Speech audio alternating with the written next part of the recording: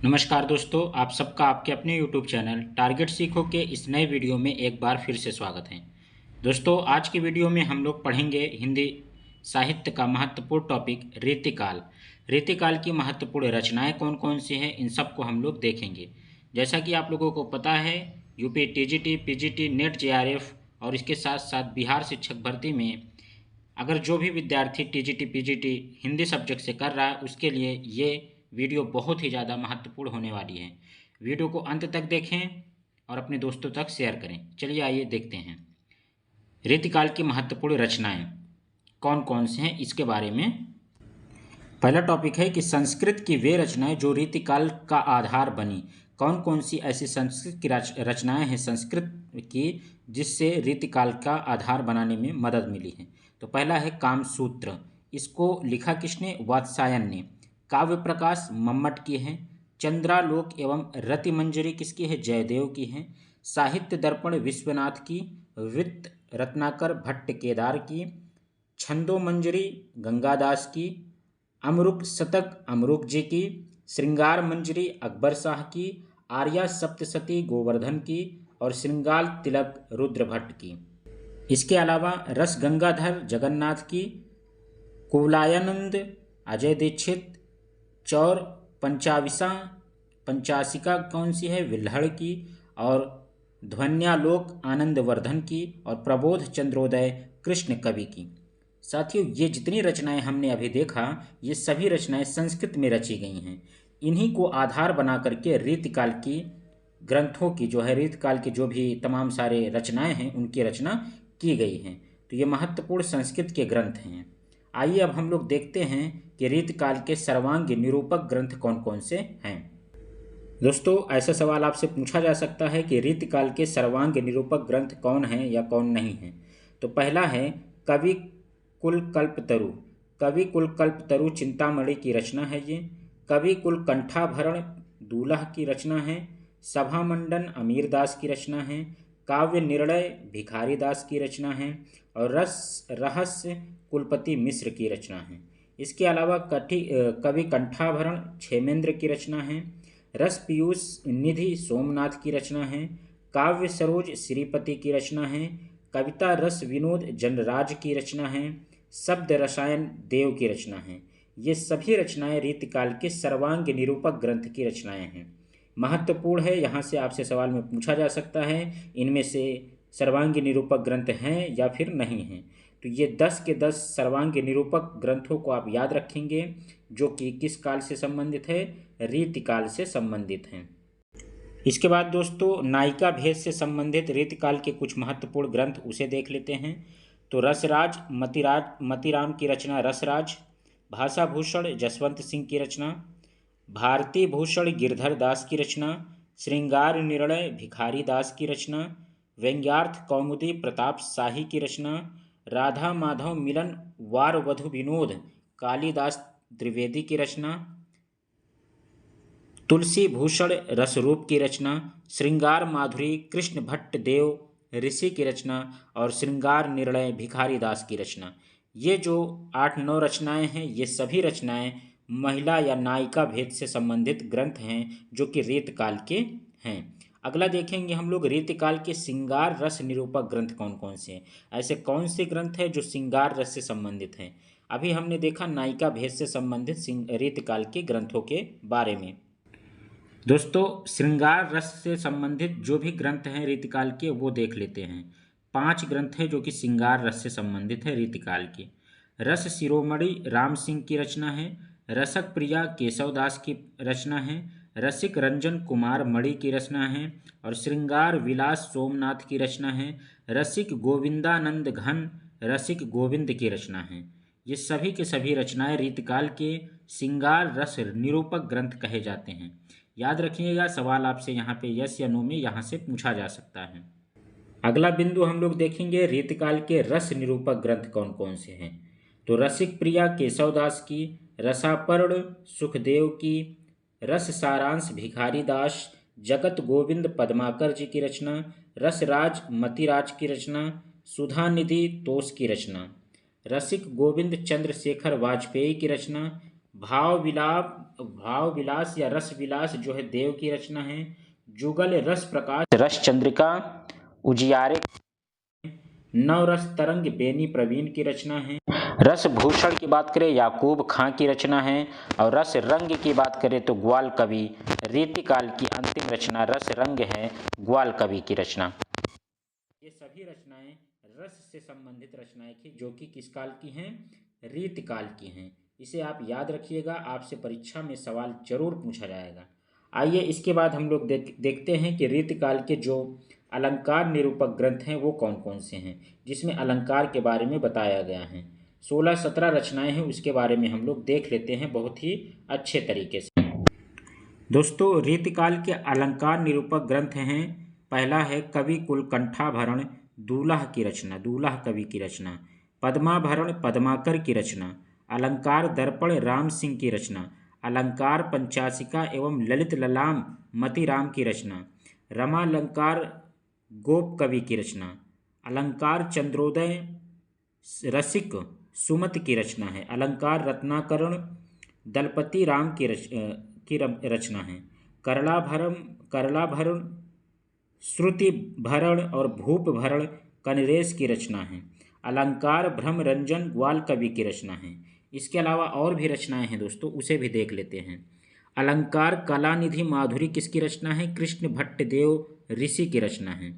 भारती भूषण गिरधर दास की रचना है। करला भरण गोविंद जी की रचना है। कवि प्रिया केशवदास इंपॉर्टेंट है, याद रखिएगा। शिवराज भूषण की रचना है। अलंकार प्रकाश मुरलीधर भूषण की रचना है। भाषा भूषण जसवंत सिंह की रचना है। भरण वैरी साल की रचना है। साथियों, ये रचनाएं रीतिकाल के अलंकार से संबंधित हैं। अलंकार निरूपक रचनाएं कही जाती हैं ये सभी के सभी 17 रचनाएं। इन्हें आप एक बार जरूर पढ़ लीजिएगा किसी भी प्रकार की परीक्षा देने से पहले, क्योंकि जहां भी हिंदी साहित्य पूछा जाता है वहां से ये सवाल आपको जरूर देखने को मिलेगा। अगर आपको वीडियो पसंद आ रही है तो इसे लाइक करें और शेयर करें। आइए दोस्तों, अगला पॉइंट देखते हैं। हम लोग देखेंगे रीतिकाल के प्रबंध काव्य कौन कौन से हैं। तो सुजान चरित सूदन की रचना है। रामायण कृष्ण चरित और रामाश्वमेघ चिंतामणि की रचना है। नैषध चरित गुमान मिश्र की रचना है। छत्र प्रकाश लाल कवि की रचना है। संग्राम सार की बात करें तो कुलपति मिश्र की रचना है। रामायण सुचनिका की बात करें रसिक गोविंद की रचना है। पुरंदर माया मोस्ट इम्पॉर्टेंट है, मुंडन की रचना है। विजय विनोद ग्वाल कवि की रचना है। इश्क लहर दरियाव ग्वाल कवि की रचना है। और रामचंद्रिका विज्ञान गीता रत्ना बावनी वीर सिंह देवचरित जहांगीर जस चंद्रिका सबसे महत्वपूर्ण रचना है केशवदास जी की। इसे आप जरूर रट लीजिएगा, याद कर लीजिएगा।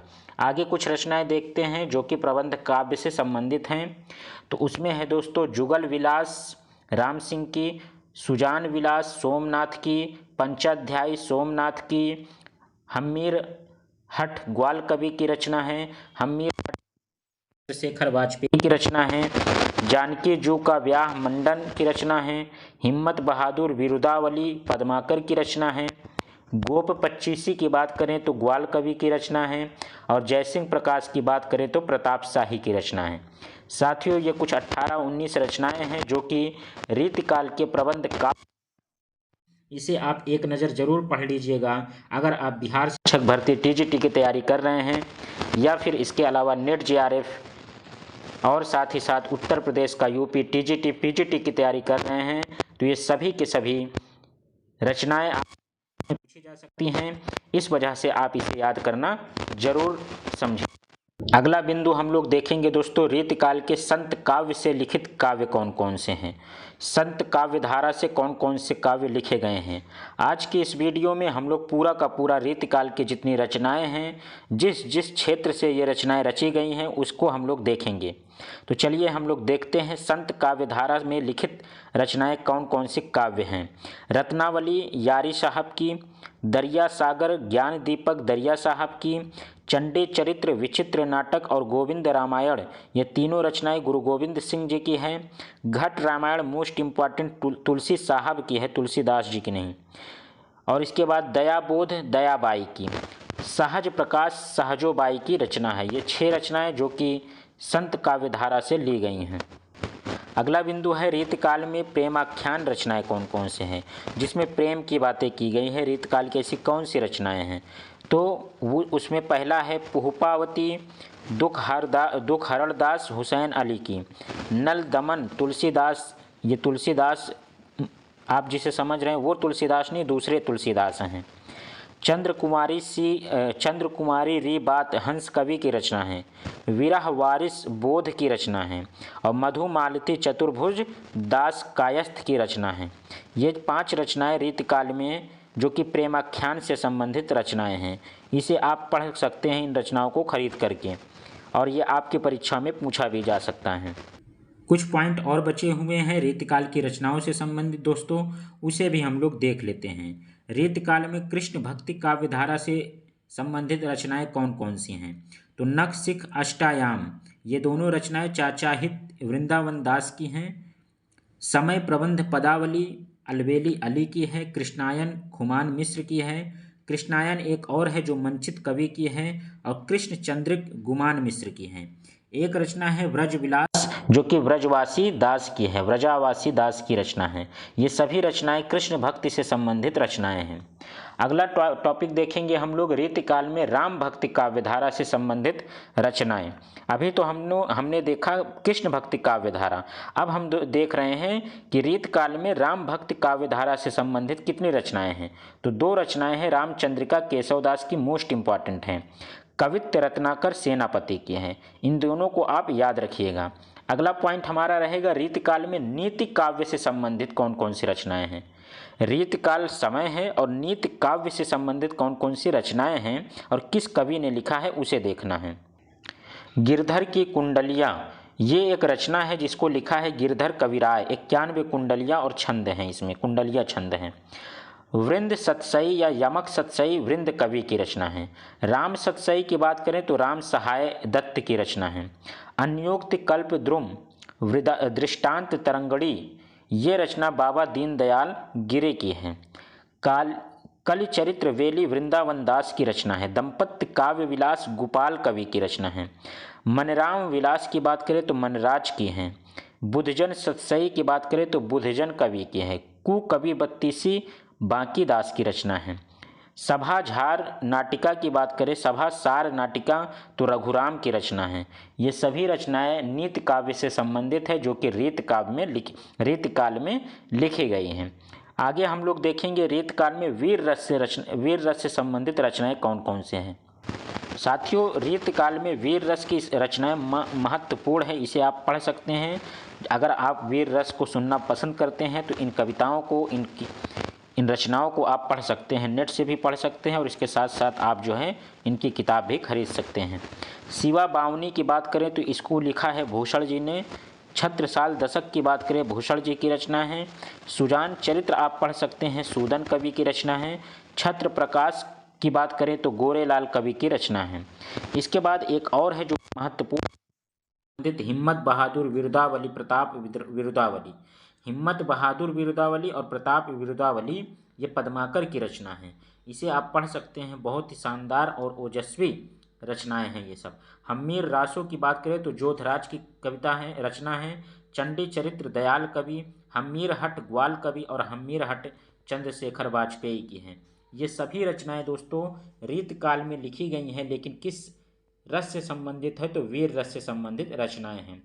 परीक्षा में ऐसे पूछा जा सकता है कि कौन सी रचनाएं वीर रस से हैं, कौन सी रचनाएं राम भक्ति शाखा से संबंधित है, कौन सी भक्ति जो है संत काव्यधारा से संबंधित है। इस वजह से आप इस वीडियो को 1-2 बार जरूर देखें। अगर आप किसी भी प्रकार की हिंदी साहित्य की परीक्षा देने जा रहे हैं तो आपको यहाँ से सवाल पक्का है कि आपको आपकी परीक्षा में सवाल रीतकाल से संबंधित यहाँ से ज़रूर मिलेगा।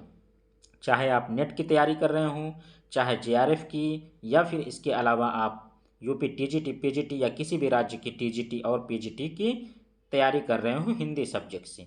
साथियों, आइए और थोड़ा सा हम लोग देख लेते हैं रीतकाल के रचनाओं से संबंधित पॉइंट को। जयसिंह प्रकाश भी वीर रस से संबंधित है, प्रताप सिंह की रचना है। जंगनामा श्रीधर मुरलीधर की रचना है। वंश भास्कर वीर सतसई और बलवंत विशाल विलास ये सूर्यमल मिसड़ की रचना है। शत्रुसाल रासो डुंगरशी की रचना है। छत्रसाल विरुदावली निमाज तिवारी की रचना है। और बाहु विलास वीर काव्य महाराजा राज सिंह की रचना है। इसके अलावा दोस्तों रतन बावनी केशवदास की रचना है। वीर सिंह देवचरित भी इन्हीं की रचना है। और गोरा बादल की कथा जटमल की रचना है। संग्राम सार की बात करें तो कुलपति मिश्र की रचना है। सांभर युद्ध की बात करें तो ये श्री कृष्ण भट्ट की रचना है। राणा रासो की बात करें तो दयाल कवि की रचना है। साथियों ये कुछ रचनाएं जो रीतिकाल में लिखी गई थी लेकिन वीर रस से संबंधित थीं। इन सभी कविताओं को, इन सभी रचनाओं को आप याद रख लीजिएगा। इनके कवि रचनाकारों को भी आप याद रखिएगा। दोस्तों इसके बाद हम लोग देखेंगे थोड़ा सा पॉइंट और जो है रीतिकाल से संबंधित जो सारांश है उसे हम लोग देख लेते हैं ताकि हमारा रीतिकाल बहुत ही अच्छे से कंप्लीट हो जाए। दोस्तों रीतिकाल की बात करें इसकी समय सीमा की तो 1700 से 1900 रामचंद्र शुक्ल के आधार पर यह कहा गया है। आचार्य रामचंद्र शुक्ल जी ने कहा, जो कि सर्वमान्य है, कि रीतिकाल का समय जो है 1700 से 1900 विक्रम संवत है। नामकरण रीतिकाव्य किसने दिया? ग्रियर्सन ने दिया। श्रृंगार काल किसने दिया? विश्वनाथ प्रसाद मिश्र ने। अलंकृत काल किसने दिया? मिश्र बंधुओं ने। और उत्तर मध्य काल किसने कहा? आचार्य रामचंद्र शुक्ल जी ने कहा। यहाँ की जो भाषा थी रीतकाल में वो ब्रज भाषा की प्रधानता थी। कला पक्ष पर अधिक विशेष बल दिया गया था। सतसई परंपरा का पुनरुद्धार हुआ था रीतकाल में। रीतकाल में नारी के मादक एवं ऐश्वर्य रूप का वर्णन है। स्वांत सुखाय काव्य रचना रची गई है। रीतकाल के विशेष तथ्य देख लेते हैं दोस्तों। सबसे महत्वपूर्ण तो यहीं से है जो आपकी परीक्षा में सीधा सीधा पूछा जाता है। इस चीज़ को आप जरूर कहेंगे कमेंट में कि हाँ यहाँ से सवाल पूछा जाता है कि रीतकाल के प्रतिनिधि कवि कौन हैं? तो बिहारी हैं। रीतकाल के प्रवर्तक कौन है? केशवदास हैं। दोनों सवालों को ध्यान से पढ़िएगा। रीतकाल के प्रतिनिधि कवि की बात करें तो बिहारी दास। रीतकाल के प्रवर्तक की बात करें तो केशवदास। रीतकाल के अंतिम कवि की बात करें तो ग्वाल कवि। और लक्षण ग्रंथ लिखने वाले प्रसिद्ध अंतिम कवि पद्माकर हैं। और रीतकाल का विलक्षण एवं राष्ट्र कवि कौन है? भूषण हैं। इस प्रकार से दोस्तों आज की इस वीडियो में हम लोगों ने रीतकाल से संबंधित उसके कुछ सारांश, महत्वपूर्ण तथ्य और रीतकाल की कुछ महत्वपूर्ण रचनाओं को हम लोगों ने देखा है। आपको इस बात को जानकर बड़ी आश्चर्य होगा कि यहाँ से आपकी परीक्षाओं में सवाल पूछा भी गया है और यहाँ से आने वाली परीक्षाओं में सवाल पूछा भी जाएगा। इसलिए आपके लिए ये वीडियो बहुत ही ज़्यादा महत्वपूर्ण होने वाली है। आप इस वीडियो को पूरा सुने हैं, अंत तक देखे हैं तो 2 बार इसे रिवाइज़ कर लीजिए। आप किसी भी प्रकार की यूपी या फिर किसी अदर स्टेट की टीजीटी पीजीटी की एग्ज़ाम देंगे तो अगर आप हिंदी विषय की तैयारी कर रहे हैं तो रीतकाल से संबंधित सवाल आपको इसी वीडियो से देखने को मिल जाएगा। साथियों इस चैनल पर आपको हम लोगों ने बहुत ढेर सारी वीडियो प्रोवाइड कराई है जो कि अलग अलग कवियों के बारे में, अलग अलग रचनाकारों के बारे में दी गई हैं।